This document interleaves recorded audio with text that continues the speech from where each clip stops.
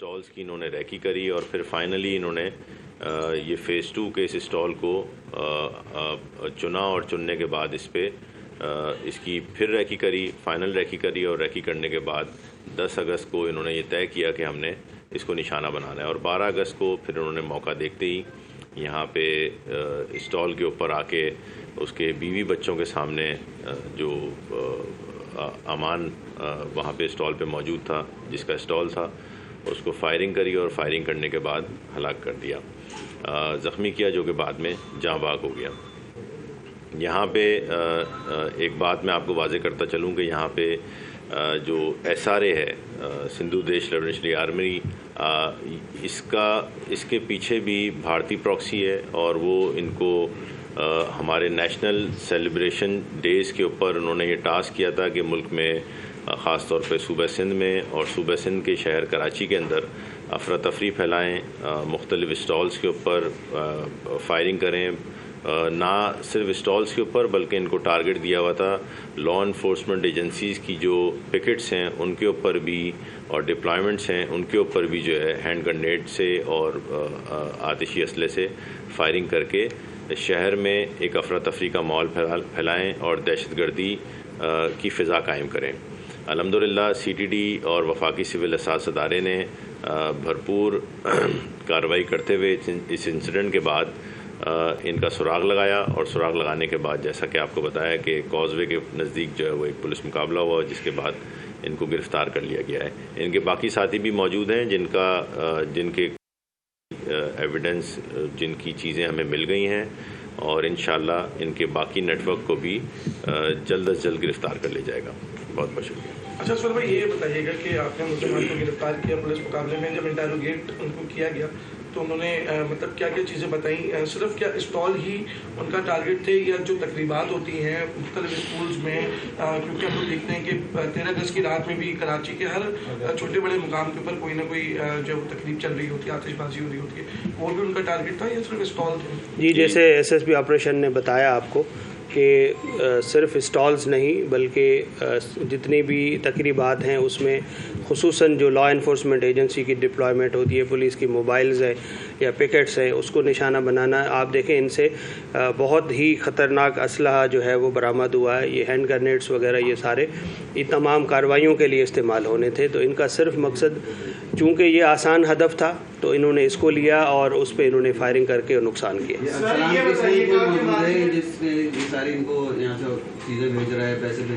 جی، ابھی ہم اس کو نہیں ڈسکلوز کریں گے، چونکہ ابھی ہم نے بہت ساری اور چیزیں اس میں سے نکالنی ہیں، تو یہ ملک کا نام ہم ابھی اس وقت جو ہے وہ بتانا قبل از وقت ہے۔ اسفر صاحب، ماضی میں ہم نے دیکھا ہے کہ صرف مضافاتی علاقوں میں اس طریقے سے ٹارگٹ کیا جاتا تھا، لیکن اب تو کراچی کے انتہائی اہم زون، ساؤتھ زون تک یہ دہشت گرد پہنچ گئے، تو ان کے کتنے لوگ اوور آل آپ لوگوں نے پتہ چل سکا ہے شہر میں ہیں جن کو مزید گرفتار کرنا ہے؟ دیکھیں، ابھی جو کراچی شہر ہے اس میں ایک علاقے سے دوسرے علاقے میں جانا کوئی اتنا دشوار نہیں ہے، اور جیسے کہ ان کی جو اپنی پریزنس ہے، جیسے ابھی آپ نے دیکھا کہ جو یہ پکڑے گئے ہیں یہ کاز وے سے پکڑے گئے ہیں، تو آپ کراچی کے رہائشی ہیں، کاز وے سے جہاں پہ فیز 2 میں اوفینس ہوا ہے، میرا خیال ہے 3 سے 4 منٹ موٹر بائک پہ نہیں لگتے۔ تو یہ کہنا کہ ریڈ زون میں یا حساس مقامات پہ دہشت گردوں کی موجودگی، میرا خیال ہے کہ یہ آج بھی سبربز میں ان کی پریزنس ہے، اور سبربز میں نہ صرف پولیس بلکہ تمام لا انفورسمنٹ ایجنسیز، باقی جو انٹیلیجنس ایجنسیز ہیں، وہ ہم سارے دن رات جو ہے وہ کریک ڈاؤن کرتے ہیں، اور بہت سارے اس میں سسپیکٹس جو ہیں نہ صرف SRA کے بلکہ تمام جو نیٹ ورکس ہیں ان کے بھی جو ہے وہ پوائنٹیشن پہ گرفتار ہوتے ہیں، اور یہ کارروائی عمل میں لائی جاتی ہے۔ کراچی کی جو پولیس کی ڈپلائمنٹ ہے وہ انتہائی میں کہوں گا کہ مناسب ہے، اور اس کے مطابق یہ اسی کا ہی صلاح ہے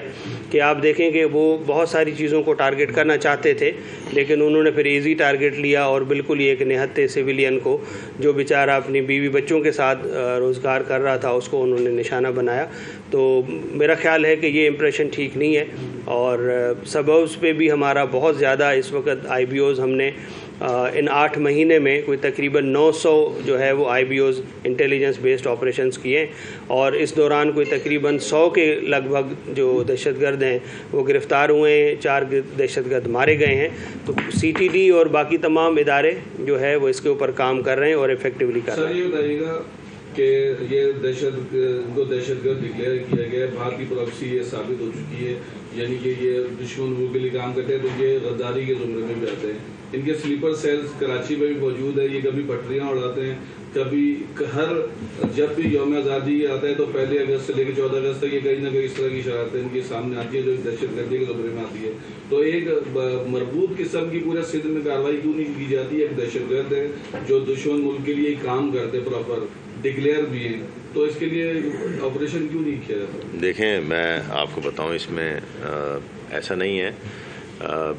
آپ سال 2025 اور 26 کا جب موازنہ کرتے ہیں نا، تو آپ کو نظر آئے گا، یہ فگرز ہم آپ کے سامنے بھی پیش بھی کر دیتے ہیں کہ 78% جو ہے نا دہشت گردی میں کے واقعات میں کمی آئی ہے۔ اب یہ واقعات میں کمی ظاہر ہے یہ police, law enforcement agencies, Pakistan rangers کی انتھک محنت کے نتیجے میں آئی ہے، جس میں مختلف کارروائیوں میں متعدد دہشت گرد گرفتار کیے گئے۔ جس طرح DI صاحب نے آپ کو بھی بتایا کہ 4 دہشت گرد اس میں ہلاک ہوئے، اور اس میں 900 سے زائد تو لگ بھگ آپریشن کیے ہیں صرف CTD نے۔ اس کے علاوہ پاکستان رینجرز نے الگ کیے ہیں اور باقی اداروں نے بھی الگ کیے ہیں آپریشنز، اور اس میں ایک نیٹ ورک جو جس کا فٹ پرنٹس ہمارے سامنے آتا ہے، اس کا پیچھا کیا جاتا ہے، اور نہ صرف پیچھا کیا جاتا ہے بلکہ اس کا کلا کامہ کرنے کے لیے تمام وسائل کو بروئے کار لایا جاتا ہے۔ تو ایسا نہیں ہے، law enforcement agencies, police, Pakistan rangers تمام جو ہے وہ متحرک ہیں اور تمام علاقوں میں متحرک ہیں، پورے صوبہ سندھ میں، نہ صرف پورے صوبہ سندھ میں، پورے پاکستان میں آپ کو کارروائیاں کرتے ہوئے نظر آئیں گے۔ اور الحمدللہ صوبہ سندھ کی میں اگر صرف بات کریں تو 78% ہمارے پاس دہشت گردی کے واقعات میں کمی آئی ہے اگر ہم موازنہ کریں 2025 سے، اور جو 2026 ہے سال، اس میں 80% ہماری جو واقعات ہوئے ہیں اس میں ہماری ڈیٹیکشن ہے۔ ابھی آپ دیکھیں، یہ اس کو 1 ہفتہ ہوا ہے، اس واقعے کو 1 ہفتہ ہوا ہے، 12 اگست کا یہ واقعہ ہے، اور آج ہم 19 اگست کو بیٹھے ہیں، اور ہم نے یہ دہشت گردوں کا سراغ بھی لگا لیا، ان کو گرفتار بھی کر لیا، اور ان کے نیٹ ورک کے پیچھے بھی ہم جا رہے ہیں، جو ان کے سپورٹرز ہیں، جو انڈین پراکسی کے لیے کام کر رہے ہیں، ان کے پیچھے بھی ہم جا رہے ہیں، اور جا کے ان کے خلاف بھی بھرپور کارروائی کریں گے۔ آپ پوچھتے ہوئے صاحب یہ بتا دیجیے کہ ابھی حال ہی میں گزرے سال کے قریب CTD کی ایک موبائل پر اٹیک ہوا تھا، اس کیس پہ کیا پیش رفت ہے؟ دوسرا یہ کہ سر ماضی میں راجہ مہتاب صاحب جو یہاں سے CTD کا حصہ،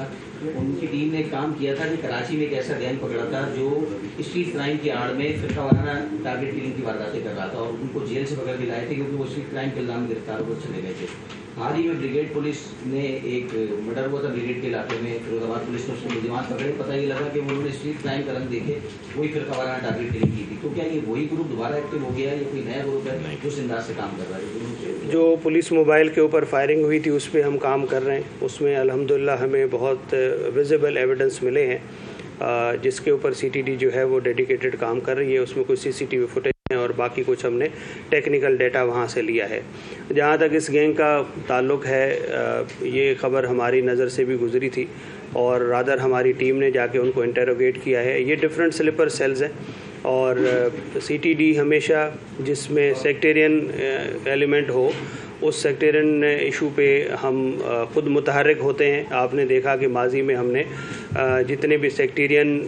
جو منافرت پھیلانے والے گروپس تھے یہاں پہ، ان کا کلاکما بھی ہوا اور ان کی گرفتاری بھی عمل میں لائی گئی ہے۔ تو اس کو اس گینگ کے ساتھ جوڑنا جو ہے وہ میرا خیال ابھی قبل از وقت ہوگا۔ اصغر بھائی یہ بتا دیں، اس میں کوئی شک نہیں ہے کہ آپ سب کی محنت ہے، رینجرز کی، CTD کی، آپریشن پولیس کی، تب جا کے کراچی میں امن ہوا ہے۔